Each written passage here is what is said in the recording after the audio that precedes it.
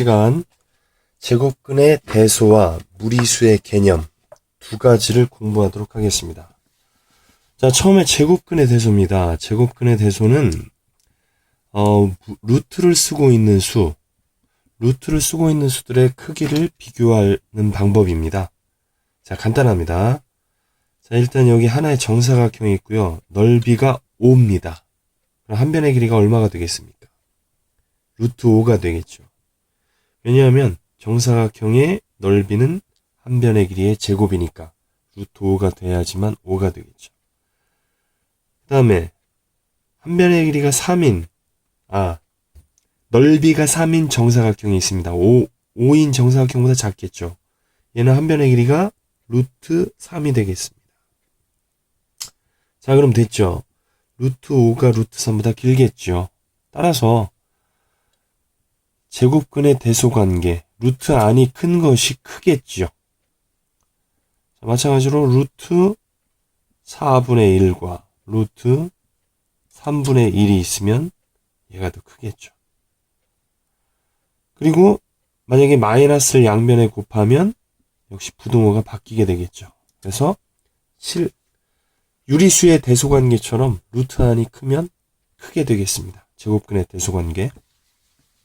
그래서 우리가 예를 하나 들어보면 루트 11과 루트 13이 있으면 당연히 루트 13이 크겠죠.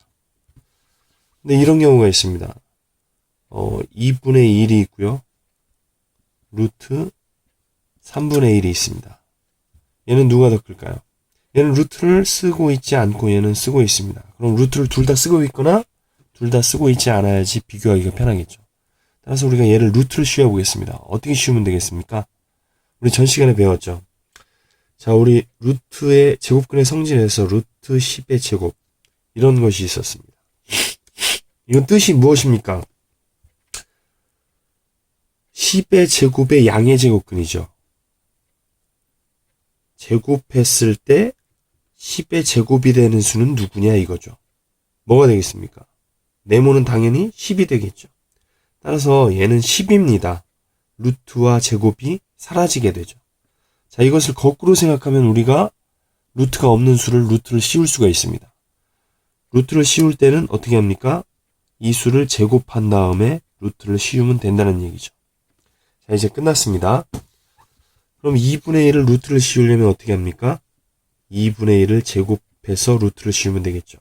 그럼 루트 4분의 1이 되겠죠. 4분의 1과 3분의 1. 3분의 1이 크겠죠. 네, 이렇게 하면 되겠습니다. 자, 다음은 무리수의 개념입니다.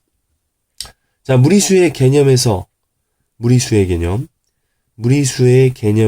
가장 처음 나오는 이야기가 바로 루트 2를 구하는 겁니다. 자, 루트 2의 개념은 무엇입니까? 제곱해서 2가 되는 수죠. 제곱해서 2가 되는 수. 얘를 직접 구해보겠습니다. 자, 우리가 만약에 1.4를 제곱한다고 해봅시다. 1.4를 제곱하면 1.96이 됩니다. 그럼 루트 2는 제곱해서 2가 되는 수니까 1.4보다는 크겠죠. 그럼 1.5를 한번 제곱해볼까요? 1.5를 제곱하면 2.25가 됩니다. 2보다 크지요. 따라서 루트 2는 제곱해서 2가 되는 수니까 1.4와 1.5 사이에 있겠죠. 그렇다면 이번에는 1.42를 제곱해보겠습니다. 이것을 제곱해보면 1.9881이 됩니다. 그렇다면 루트 2는 1.41보다 크게 되겠죠. 그렇다면 이번에는 1.42를 제곱해보겠습니다. 그러면은 2.0614가 나옵니다. 그렇다면 루트 2는 1.42보다는 작게 되겠죠. 이렇게 해서 우리가 루트 2를 구해보면 1.414 어쩌고 저쩌고 가는데 무한소수가 나오더라 이거죠. 무한소수.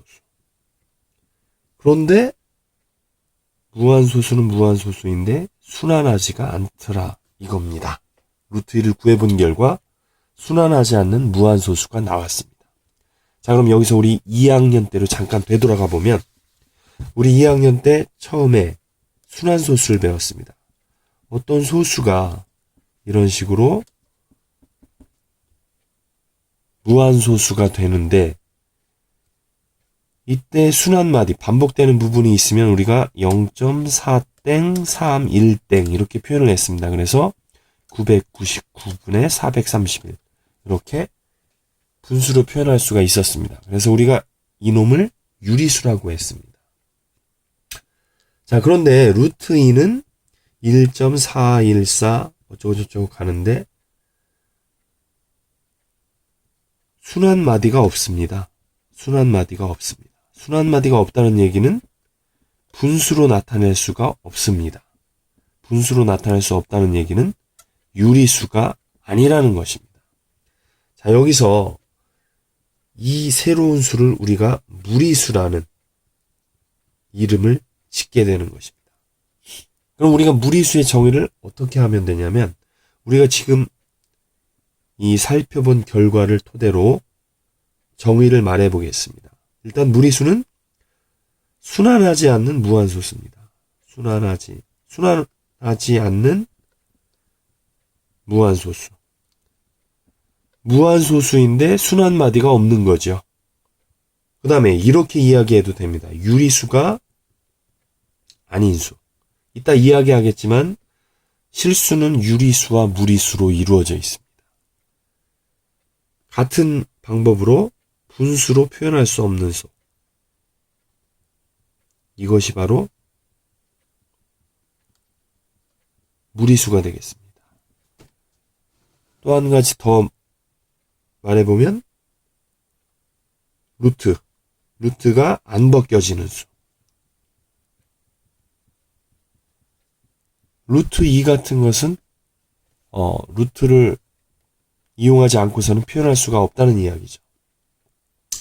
자, 그래서 우리가 이것을 한번 정리를 해보면 2학년 때 우리가 소수를 배웠는데 소수를 크게 유한소수랑 무한소수로 나눌 수가 있었죠. 무한소수는 다시 소수와 순환하지 않는 무한소수로 나누었습니다. 이때 유한소수와 순환소수는 유리수입니다. 왜냐하면 분수로 나타날 수 있기 때문에. 유리수의 정의는 정수분의 정수꼴로 나타낼 수 있는 수이기 때문에 이 둘은 유리수가 되겠습니다.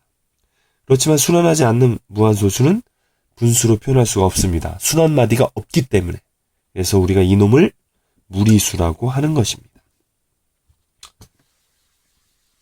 그래서 우리가 무리수와 만약에 유리수를 더한다 하면 어떻게 되겠습니까? 루트 2는 1.414 어쩌고저쩌고 순환하지 않는 무한소수로 가는데 여기다가 2를 더하면 2.414 어쩌고저쩌고 가겠죠. 2를 더해봤자 이 부분만 바뀌고 여전히 순환하지 않는 무한소수가 됩니다. 따라서 우리가 무리수와 유리수를 더하면 항상 그 결과는 무리수가 나온다는 것을 알 수가 있습니다. 자, 마지막으로 이제 우리가 무리수를 배웠기 때문에 유리수와 연관지어서 한번 생각을 해보겠습니다.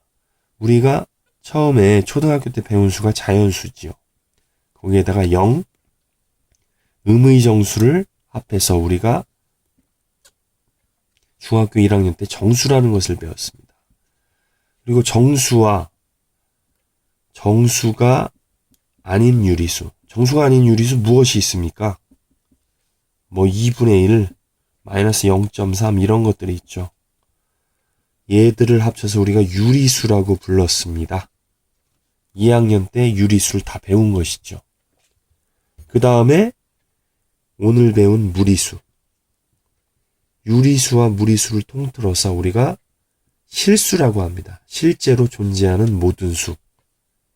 실수를 우리가 이제 다 배운 것입니다. 그래서 유리수와 무리수를 합하면 실수가 완성되는 것입니다. 따라서 유리수와 무리수를 수직선에 표시한다면 수직선을 가득 메울 수 있는 것입니다.